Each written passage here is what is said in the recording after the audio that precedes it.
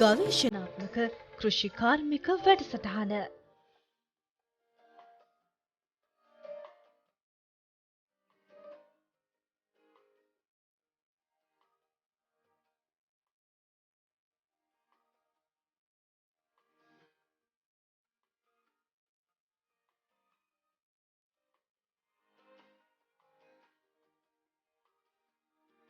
ශ්‍රී ලාංකික අපිට අපේම ඉපැරණි කෘෂි සංස්කෘතියක් තිබෙනවා.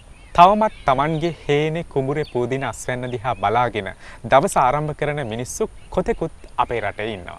අපි අද දවසේ ITN රන්බිමට අරුණැල්ල ගවේෂණාත්මක කෘෂිකාර්මික වැඩසටහන අරගෙන එන්නේ බතලේගොඩ වී පර්යේෂණ හා සංවර්ධන ආයතන පරිශ්‍රයේ ඉඳලා.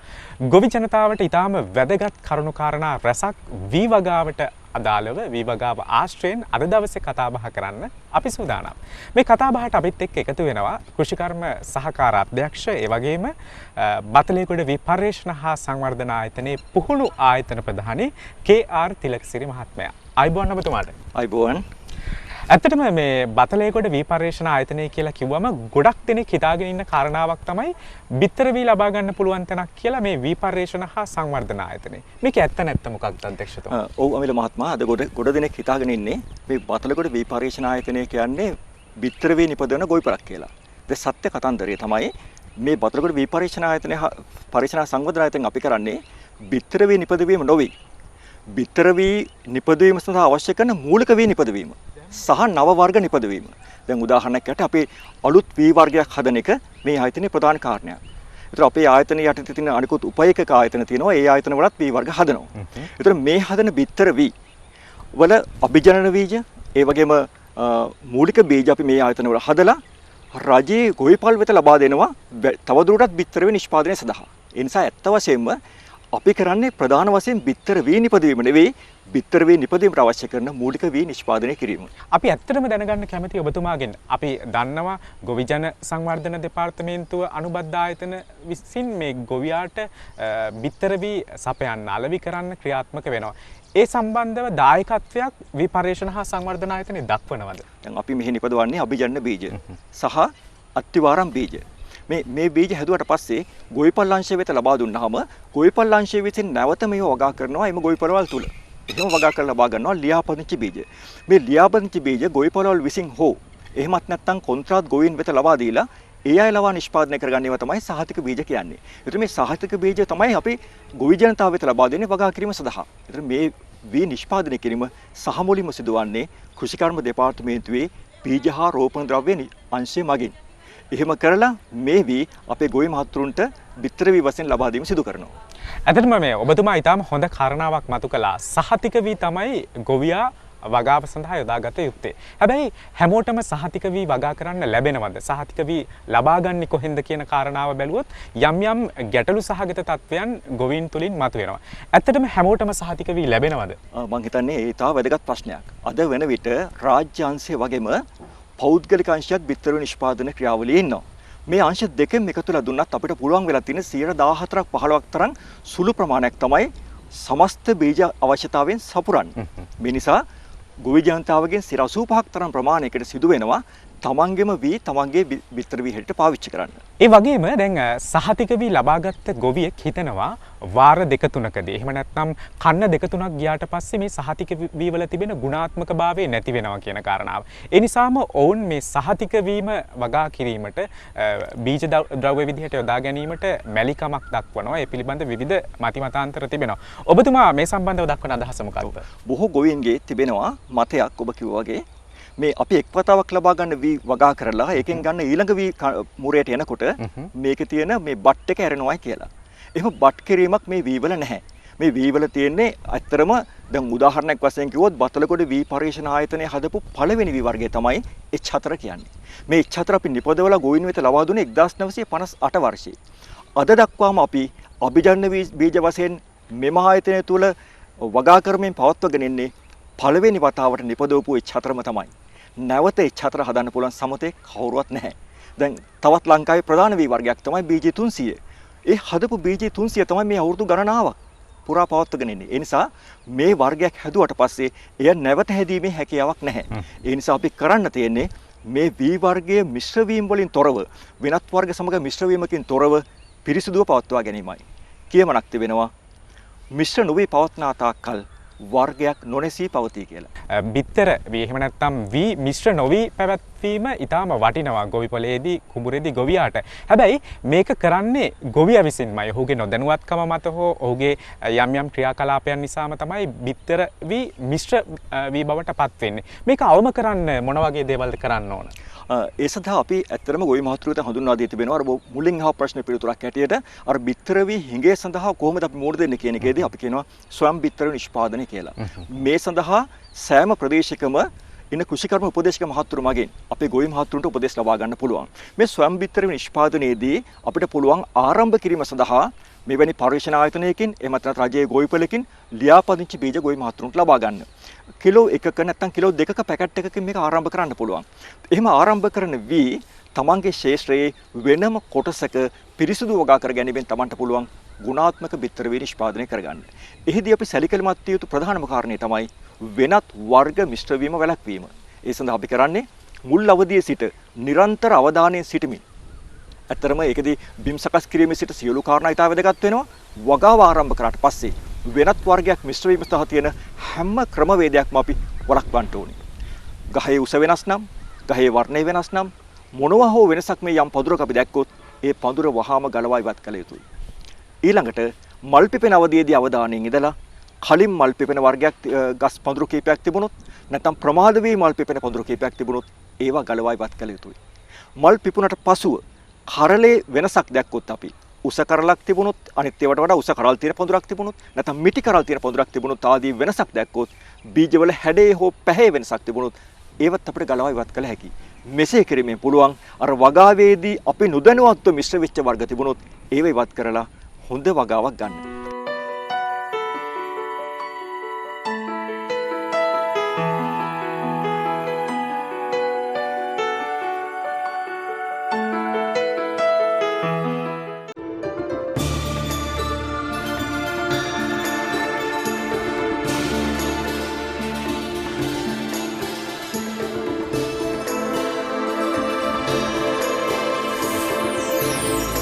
රන් බිමට අරුණැල්ල ගවේෂණාත්මක කෘෂිකාර්මික වැඩසටහන.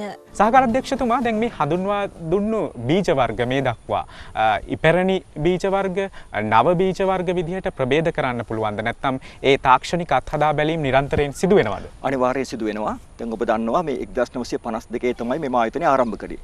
මෙම ආයතනය ආරම්භ කරන්න පෙර වසර දහස් ගානක ඉඳන් අපි වී වගා කරපු ජාතියක්. ඒතර අපේ රටේ වගා කරපු වී වර්ග බොහොමයක් තිබෙනවා.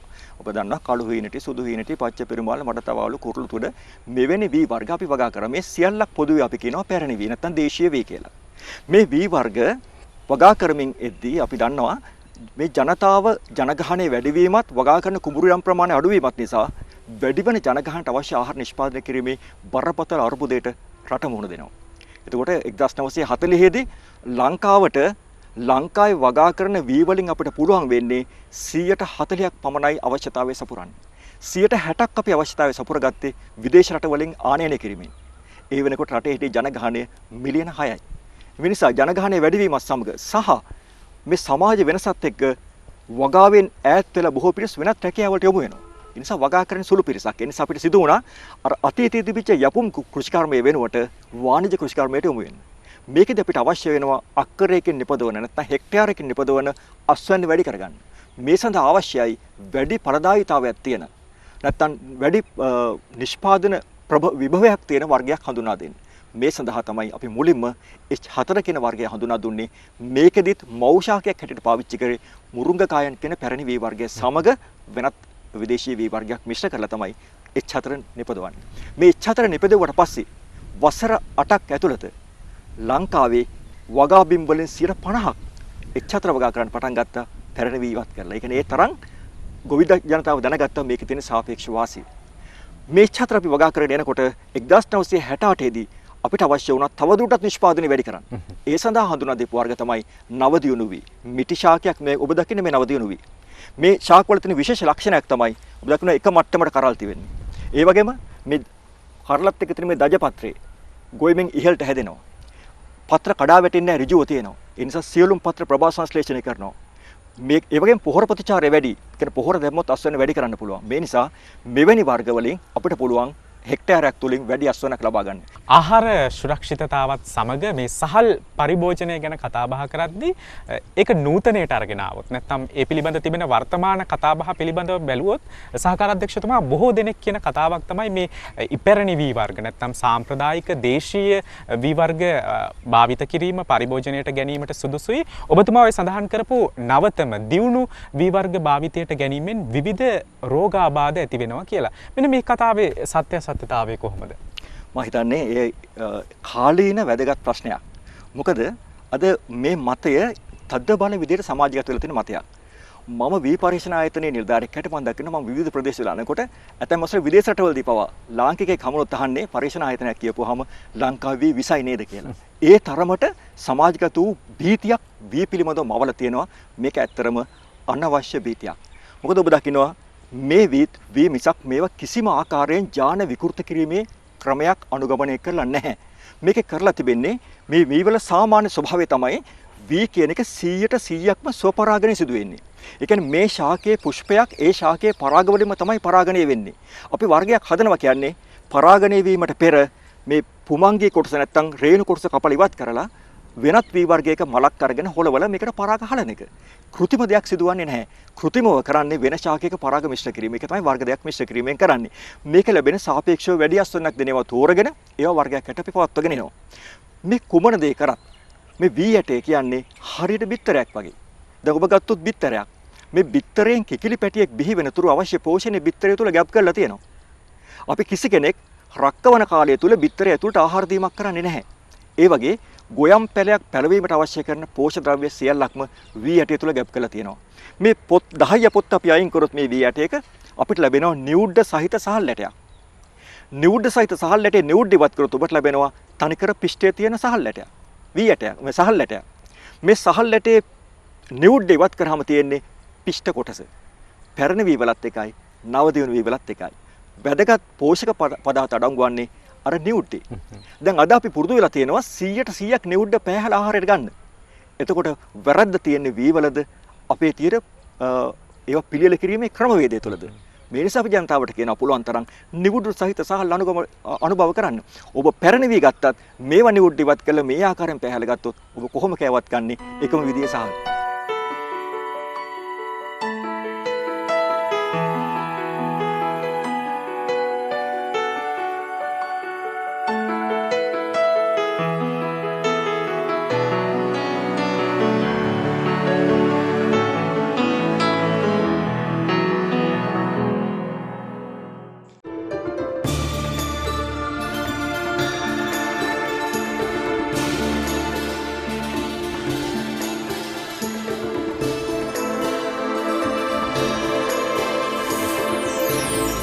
රන් බිමට අරුණැල්ල ගවේෂණාත්මක කෘෂි කාර්මික වැඩසටහන. ඇත්තටම මේ කාබනික පොහොර භාවිතය ඉතාම වැදගත්. ඒක කිසිදු සැකයක් තිබෙන කාරණාවක් නොවේ. හැබැයි කාබනික පොහොර භාවිතයෙන් පමණක්ම වී වගා කරන්න පුළුවන්ද? රසායනික පොහොර ඔය කියන තරමටම ශරීරවලට අහිත කරද නැත්නම් අපි අහිත කරගන්නවද කියන කාරණාව පිළිබඳ ටිකක් වැඩිපුර හිතන්න වෙනවා මේ කියන කාරණාවත් එක්ක. ඒ පිළිබඳව ඔබතුමාගේ අදහස. ඔව්. මම හිතන්නේ ලංකාවේ වී වගාව පිළිබඳ උනන්දුවක් දක්වන අයට විතරක් නොවේ ලංකාවේ සහල් පරිභෝජනය කරන අයටත් මේ මාතෘකාව වැදගත් වෙනවා. ඒකට හේතුව තමයි බොහෝ දෙනෙක් ගැන අප කලින් කිව්වා වගේ මේ සහල් විසයි කියන මතය සමාජගත වෙලා තිබෙන නිසා. සත්‍ය වශයෙන්ම අපි ගත්තොත් මේ අපි දැන් මේ ගොයම් ගහකින් අපි මේ කරල් කපල ඉවත් කරගන්නවා කියන්නේ අපි යම් අස්වැන්නක් අයින් කරනවා. මේ අයින් කරන අස්වැන්නත් එක්ක යම් පෝෂක පදාර්ථ ප්‍රමාණයක් ඉවත් වෙනවා. දැන් ටොන් එකක් වී ටොන් එකක් අයින් කරගන්නකොට මේ වී ටොන් එකත් එක්ක නයිට්‍රජන් ප්‍රමාණයක් ඉවත් වෙනවා, ෆොස්ෆරස් ප්‍රමාණයක් ඉවත් වෙනවා, පොටෑසියම් ප්‍රමාණයක් ඉවත් වෙනවා. අපි ඉවත් කරගන්න අස්වැන්න ඉතාමත්ම අඩු අස්වැන්නක් නම් පසට ස්වභාවිකව මේ පෝෂක ප්‍රමාණය ලබා දීමේ හැකියාවක් තියෙනවා. ඒ කියන්නේ පසේ සාමාන්‍ය ක්‍රියාවලිය ඔස්සේ. නමුත් අපි වැඩි අස්වැන්නක් ගන්නකොට ඒ ඉවත් වෙන පෝෂක සැපීමට පසට හැකියාවක් නැහැ. ඒ නිසා අනිවාර්යෙන් අපිට සිදු වෙනවා පසට මේ පෝෂක ලබා දෙන්න. නැත්තම් අර අස්වැන්න කරා යන්න බෑ. ඒ නිසා පෝෂක සැපීම ඉතා වැදගත්. ඒ කාබනිකද රසායනිකද කියන එක වැදගත් දෙයක් නොවේ. නයිට්‍රජන් කියන පෝෂකයේ රසායනික දුන්නත් නයිට්‍රජන්, කාබනික දුන්නත් නයිට්‍රජන්. ෆොස්ෆරසුත් එහෙමයි පොටෑසියමුත් එහෙමයි. නමුත් වෙලා තිබෙන්නේ රසායනික පොහොර සුළු ප්‍රමාණයකින් දෙන පෝෂක ප්‍රමාණය ලබා දෙන්න කාබනික පොහොර විශාල ප්‍රමාණයක් අවශ්‍ය වෙනවා. එය ජීර්ණ ක්‍රියාවලිය ඔස්සේ පසට ලබා දීමේ ක්‍රියාවලිය බොහොම වැඩි. එය සැපීම සඳහා තියෙන අපහසුතාවය බොහොම වැඩි. ප්‍රායෝගික කෘෂිකර්මයේ වාණිජ කෘෂිකර්ම කරන ගොවි මහත්තයෙකුට එසේ කාබනික පොහොර ශේෂ්ත්‍රයට සැපීමේ නැත්නම් යෙදීමේ හැකියාව ඉතාඩුයි. මේ තත්ත්වය නිසා අපි කියන්නේ අපි කරන්න ඕනේ ප්‍රායෝගික තත්ත්වයේ කෘෂිකර්මාන්තයක්. ඒකට අපි මේ රසායනික ද්‍රව්‍ය වලට අසාමාන්‍ය ලෙස බෙහෙතක් අපි දැක්කුවත් අපි සියලුම ආහාර රසායනිකත් එක්ක තමයි සම්බන්ධ වෙන්නේ. අපි වී සියල්ලක්ම අපි කාබනික පොහොර වශයෙන් හැදුවත් මේ වී වලින් ලබා ගන්න සහල් වලින් උයා ගන්න බත් කන්නේ මොනවත් එක්කද? ෆෝමලින් යොදපු මාළුත් එක්ක. ඒ වගේම අර ඉල්ලුමට අවශ්‍ය සැපයුම කරන්න පුළුවන්ද කියන එක. කිසිසේත්ම පුළුවන් කමක් නැහැ. කාබනික ක්‍රමයට අපිට පුළුවන් කුඩා ආදර්ශයක් කරන්න. වර්ග මීටර 100ක් නැත්නම් හක්කර කාලක් අක්කරයක් උපරිම මහන්සි වෙලා කරන්න පුළුවන්. අපි කොහොමද මේ විශාල වගා යායක් කරන්නේ? එහෙම කරන්න විශාල බලකායක් යොදන්න සිද්ධ වෙනවා. ඒ කිසිසේත්ම ප්‍රායෝගික කතාවක් නෙවෙයි. අපි හැම විටම කාබනික පොහොර යොදන්න කියන එක ගොවි මහතුරු දැනුවත් කරනවා. අපේ මේ වගා ක්‍රමයේ තුලත් නිරන්තරයෙන්ම අපි දැනුවත් කරන්නේ රසායනික පොහොර පමණක් නොවේ. භෝගයට කාබනික පොහොරත් යොදන්න. පස්සේ ජීවිතත්වයට පවත්වා ගන්න. පස්සේ භෞතික රසායනික පෝෂක තත්ත්වය රඳවා ගැනීම සඳහා අනිවාර්යෙන් අපි කියනවා කලින් කන්නේ පිදුරු කුඹුරට එකතු කරන්න. අක්කරයකට 10 අඟුරු කිලෝග්‍රෑම් 250ක් එකතු කරන්න. කොළ පොහොර එකතු කරන්න. ගොම පොහොර හෝ කුකුල් පොහොර එකතු කරන්න. මේ පණිවිඩය අපි දෙනවා. හැබැයි ඒ කාබනික පොහොරෙන් පමණක් මේ වගාව කරන්න ගියොත් අපේ ආහාර සුරක්ෂිතතාවය බිඳ වැටෙනවා. ඒ නිසා අපේ සමස්ත නිෂ්පාදනය කඩා වැටිලා අපේ රටේ දැන් අද වෙනකොට සාමාන්‍ය නිෂ්පාදනය තිබෙනවා හෙක්ටයාරයට මෙට්‍රික් ටන් 4.3ක නිෂ්පාදනයක්. මේ 4.3 පහතට කඩා වැටුණොත් අපිට විශාල වශයෙන් විදේශ රටවල් මත යැපෙන්න සිදු වෙනවා. විදේශ රටවලින් අපි ගෙන්නන සහල් කාබනිකද? මේ ප්‍රශ්නේ ජනතාවගෙන් අසන්න අපිට සිදු වෙනවා. අතීතයේ විදේශ රටවලට යවපු හාල් වර්තමානයේ විදේශ රටවලින් ගෙනෙනවා නම් අපේ මොකක්ද ඉපැරණි කෘෂිකාර්මික සංස්කෘතිය කියලා කියන්නේ. ඒ නිසා ඔබ මේ ගැන ඊටාම අවබෝධයෙන් හිතන්න ඕන කාරණයක් ගොවි ජනතාව වගේම පාරිභෝගික ජනතාව විදිහටත්. දැයට බත සපයන ගොවි මහතුන්ට පිදෙන උපහාරයක් විදිහට බතලේගොඩ විපර්යේෂණ හා සංවර්ධන ආයතනයේ අරමුණු මෙහෙවරයන් පිළිබඳව අපිට කතා බහ කරන්න හැකියාව ලැබුණා. මම සහකාර අධ්‍යක්ෂතුමාට අවසාන වශයෙන් ආරාධනා කරනවා අපිට සමස්ත ගොවි ජනතාවට අපේ ජනතාවට ලබා දෙන්න පුළුවන් මේ හරහා පණිවිඩයක්. ඇත්තම විපර්යේෂණ සංවර්ධන ආයතනයේ විදිහට අපේ ආයතනයේ සේවාවන් ගණනාවක් සිදු වෙනවා. මම හිතනවා ඒ පිළිබඳව අපි දැන් ජනතාව දැනුවත් කරන එක වැදගත් කියලා. මොකද බොහෝ දෙනෙක් අර අපි කලින් කිව්වා හිතන්නේ මේ බිත්තර වී නිපදවන ගොවිපලක් කියන එක. එයින් එහාට බිත්තර වී නෙවෙයි වී වර්ග අභිජනනය කිරීම, වී වර්ග නිපදවීමට අමතරව රෝග හා පලිබෝධ පිළිබඳ නිරන්තර අපි පරීක්ෂා කරනවා. කෘමි පලිබෝධ පිළිබඳව, වී වගාවේ රෝග පිළිබඳව, ඒ වගේම වල් පාලනය පිළිබඳව, සහ ශස්‍ය විද්‍යා කටයුතු පිළිබඳව, පාංශු සහ ජල කළමනාකරණය පිළිබඳව, ධාන්‍ය ගුණාංග පිළිබඳව මෙවැනි අංශ ගණනාවක පැතුරුණු පරීක්ෂණාගාර අපේ ආයතනයේ තියෙනවා. ඒ නිසා අපි වී වගාවේ උන්නතිය සඳහා වී වර්ග හැදීමට අමතරව මේ අනිකුත් සියලුම ශාස්ත්‍ර සඳහා පරීක්ෂණ කරනවා. ඒ සඳහා ගොවි ජනතාවට අවශ්‍ය කරන නිර්දේශයන් ලබා දෙනවා. ඒත් මම නැවත වතාවක් කියන්නේ ඔබට අපේ රටේ අපි අතීතයේ ගත්තොත් මේ රටේ ජීවත් වෙච්ච සියලු දෙනාම කරේ වගා කරපු එක. අද කරන්නේ සුළු පිරිසක් වගා කරනවා බහුතරයකට කන්න දෙනවා. ඒ නිසා මේක වාණිජ කෘෂිකර්මයකට ඇවිල්ලා තියෙනවා. යපුම් කෘෂිකර්මය නෙවෙයි. ඒ නිසා මේ වාණිජ කෘෂිකර්මාන්තයේදී අපිට රසායන ද්‍රව්‍ය පොහොර භාවිතා කරන්නට සිදු වෙනවා. හැබැයි මේවා පරිසරයට ජනතාවට සහ නිපදවන නිෂ්පාදයට අහිතකර ආකාරයෙන් අහිතකර නොවන ආකාරයෙන් භාවිතා කිරීම තමයි ඔබ කළ යුතු දේ. එවිට අපිට පුළුවන් ගුණාත්මක නිෂ්පාදනයක් කරන්න. බොහෝ වෙලාවට විශේෂයෙන් මේ වීබගාවේ මතුවෙන ප්‍රශ්නයක් වල් පාලනය. වල් පාලනයේදී වල් නාශක යෙදීම අවම කිරීම සඳහා පුළුවන් වගාවේ ආරම්භයේ සිට අපිට යම් වත්පිළිවෙත් ක්‍රියාත්මක කරන්න. නිසි බිම් සකස් කිරීම. නිසි හොඳ බිත්තර වී භාවිතා කිරීම. ඒ වගේම ජල කළමනාකරණය කිරීම. වී වැපිරීම වෙනුවට පැරෂුට් ක්‍රමය වගේ හෝ පැලසිටීම වගේ වෙනත් ක්‍රමයක් අනුගමනය කිරීම වගේ දේවල් වලින් වල් මර්ධනය සඳහා විකල්ප ක්‍රම තිබෙනවා. ඒ වගේම කෘමි මර්ධනය සඳහාත් අපිට ගොඩක් ස්වභාවික ක්‍රම තිබෙනවා. ඒ වගේම කෘමිනාශක මම හිතන අද භාවිතය ගොඩක් අඩු වෙලා තිබෙනවා. අනවශ්‍ය පරිදි කෘමිනාශකයේදීම අනවශ්‍ය අවස්ථාවලදී කෘමිනාශකයේදීම නොකළ යුතුයි. හැකිත අත්‍යවශ්‍ය වුණොත් පමණයි කළ යුතු. ඒ නිසා පුරුද්දක් වශයෙන් කෘෂි රසායනයේදීම නොකරන්නත් කියලා මම ඉල්ලීමක් කරනවා. එහෙම කරලා අපිට පුළුවන් රටට ගුණාත්මක හොඳ ආහාර වේලක් සපයන්න. සහකාර අධ්‍යක්ෂ කෘෂිකර්ම ඒ වගේම බතලේගොඩ විපර්යේෂණ හා සංවර්ධන ආයතනයේ පුහුණු ආයතන ප්‍රධානී කේ.ආර්. තිලකසිරි මහත්මයා බෙහෙවින්ම වැදගත් කරුණු කාරණා රැසක් කෘෂිකර්මාන්තයට අදාළ අද දවසේ අපිට ලබා දුන්නා. දැයට බත සපයන ගොවි මහතුන්ට ඒ වගේම මේ සහල් පරිභෝජනය කරන සමස්ත ජනතාවට ඉතාම වැදගත් කරුණු කාරණා රැසක් අපිට ITN රන්බිමට අරුණැල්ල ගවේෂණාත්මක කෘෂිකාර්මික වැඩසටහන හරහා ලබා දෙන්න පුළුවන්කම ලැබුණා. මම අර ආරම්භයේ මතක් කරපු දේ තවමත් අපේ රටේ ඉන්නවා Tamanගේ හේනේ කුඹුරේ පෝදින අස්වැන්න දිහා බලාගෙන දවස ආරම්භ කරන මිනිස්සු. මේ සංස්කෘතිය මේ ජීවිතය ඉදිරියටත් ගෙන යන්නට අවැසි. ඒ බව අපි අපේ මනසේ තබා ගත යුතුයි. සමුගන්නවා ඔබට සුබ දවසක්.